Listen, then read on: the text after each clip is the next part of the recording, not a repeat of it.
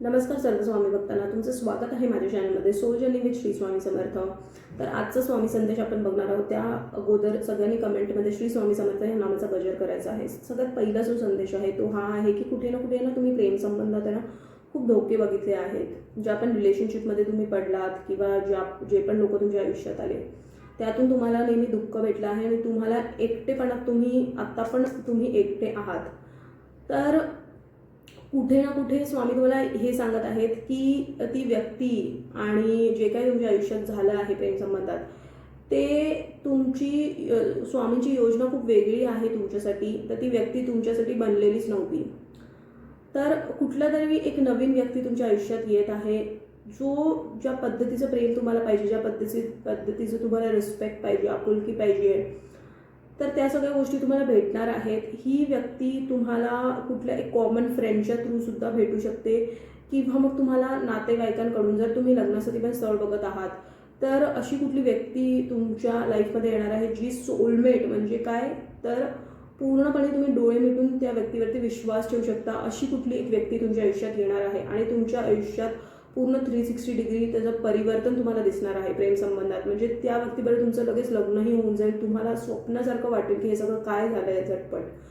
तर अशा काही परिस्थितीतून जर तुम्ही गेला आहात म्हणजे प्रेमसंबंधात जर धोके वगैरे खूप बघितले आहेत तर तुम्हाला आता त्याबद्दल विचार करायचा नाही आहे.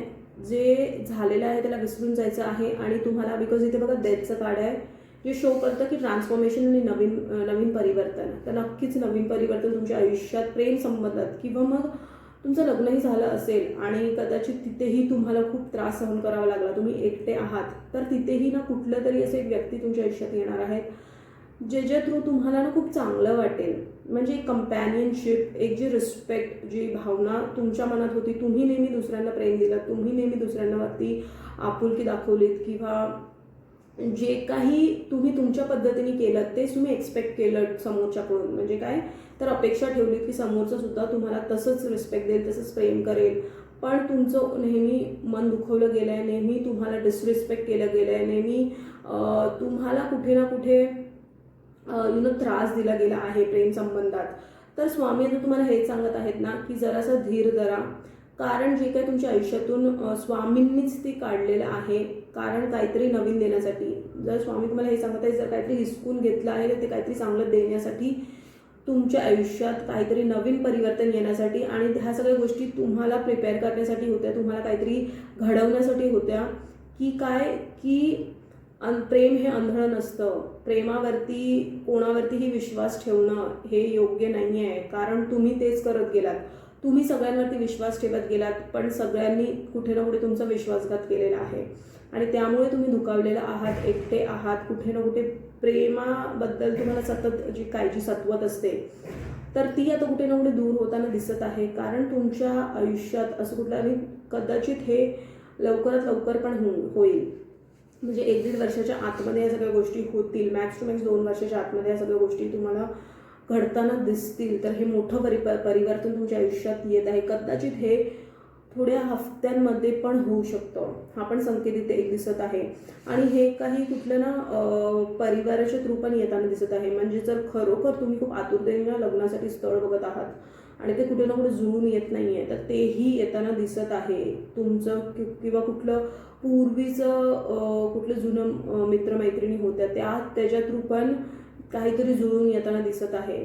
तर जे एकटंपण तुम्हाला खात होतं ते कुठे ना कुठे आता ना त्यातून तुम्ही बाहेर निघणार आहात. तर तुम्हाला एक तुम्हाला संतुष्टी असेल, एक समाधान असेल की जी कुठली व्यक्ती जर तुमच्या आयुष्यातून गेली आहे तर ती नवीन व्यक्ती जी येईल ती तुमचं आयुष्य पूर्ण सुखकार करणार आहे. त्यामुळे तुमचे जे गिलेशिकवे होते स्वामींना घेऊन जे तुम्ही प्रश्न करायचे की हे तुमच्याबरोबरच का, असंच का, तसंच का, प्रेमासंबंधात स्पेशली, तर ते सगळे गिलेशिकवे तुमचे दूर होतील. तुम्हाला कळून चुकेल की त्या सगळ्या गोष्टी तुमच्याबरोबर झाल्या त्या योग्यच झालं, काहीतरी चांगलं घडण्यासाठी हे सगळं झालं माझ्याबरोबर, हे तुम्हाला तेव्हा कळून येईल. पण आत्ता जर तुम्ही खूप दुखावलेले, त्रासलेले, खूप स्वतःला वाईट वाटून घेत आहेत आणि खूप एकटे वाटत आहे तर त्यातून कुठे ना कुठे तुम्हाला स्वामी हे सांगत आहे की स्वतःवरती प्रेम करायचं आहे. प्रेम जेव्हा तुम्ही शोधायला जाल बाहेर तर तुम्हाला तिथे निराशच भेटणार आहे. तुम्हाला तुमच्या आतमध्येच प्रेम आहे, स्वतःवरती प्रेम करायचं आहे. जेव्हा आतून पॉझिटिव्ह फील कराल, सकारात्मक फील कराल प्रेमाबद्दल, तेव्हाच तुम्हाला बाहेरून ते प्रेम येताना दिसेल आणि तुमचं आयुष्य सुंदर बनेल. तर काय, पहिला अगोदर स्वतःला प्रेम करा. स्वतःला प्रेम करणं म्हणजे चांगल्या चांगल्या गोष्टी स्वतःसाठी करणं. चांगल्या चांगल्या गोष्टी स्वतःसाठी करणं म्हणजे काय, तर सकारात्मकता राहणं, देवांच्या गोष्टी करणं, पॉझिटिव्ह राहणं, सतत नामजप करणं. ह्याच्याने तुमची ऊर्जा ही चेंज व्हायला मदत होते आणि त्यामुळे मग तुम्ही सकारात्मक विचारांमध्ये जाता आणि सकारात्मक गोष्टी तुम्ही अट्रॅक्ट करता. आणि स्पेशली जर तुम्हाला प्रेम संबंधात जर तुम्हाला काही म्हणजे कुठल्या व्यक्तीला, स्पेसिफिक व्यक्तीला अट्रॅक्ट करायचं आहे, तर तुम्हाला आतून खुश राहणं आणि आतून त्याबद्दल सकारात्मक ऊर्जा निर्माण करणं हे गरजेचं आहे. तेव्हाच तुम्ही ते खरं प्रेम तुमच्या आयुष्यात तुम्ही आणू शकाल. आणि आता जी व्यक्ती येणार आहे तुमच्या आयुष्यात, ती स्वामींच्या मर्जीनेच येणार आहे. त्यामध्ये स्वामींचा होकार असणार आहे. तर तुम्हाला कुठेतरी दिलासा भेटणार आहे आणि जे गेलं आहे त्याला विसरून जा. जे येणार आहे त्याचं स्वागत करा. तर हा स्ट्रॉंग मेसेज आहे आणि सतत स्वामींच्या नामात आपलं मन रमून राहा. तर हाच महत्त्वपूर्ण संदेश होता. असेच महत्त्वपूर्ण संदेश स्वामींचे बघण्यासाठी माझ्या चॅनलला सबस्क्राईब करा. स्वस्थ राहा, स्वामींच्या नामात आपलं मन रमून राहा. या व्हिडिओला लाईक करा आणि कोटी कोटी धन्यवाद हा व्हिडिओ बघितल्याबद्दल.